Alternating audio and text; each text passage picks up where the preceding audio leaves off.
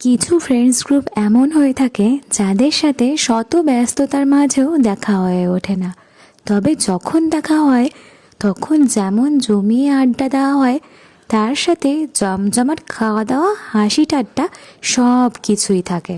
তবে এখন আর চিন্তা কিসের, কেটলি ক্যান্টিন রয়েছে তো, যেখানে তোমরা জমিয়ে আড্ডা দেওয়ার সাথে সাথে এত সুন্দর ভিউ এনজয় করতে পারবে।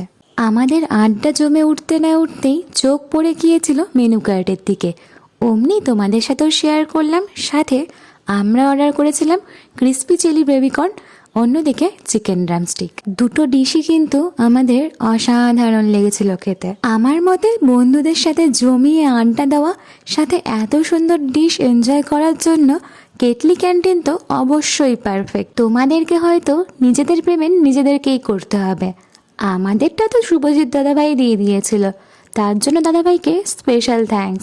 আমাদের আবার সে যবেই দেখা হোক না কেন, এদিনের সন্ধেবেলাটা কিন্তু বেশ ভালো কেটেছিল।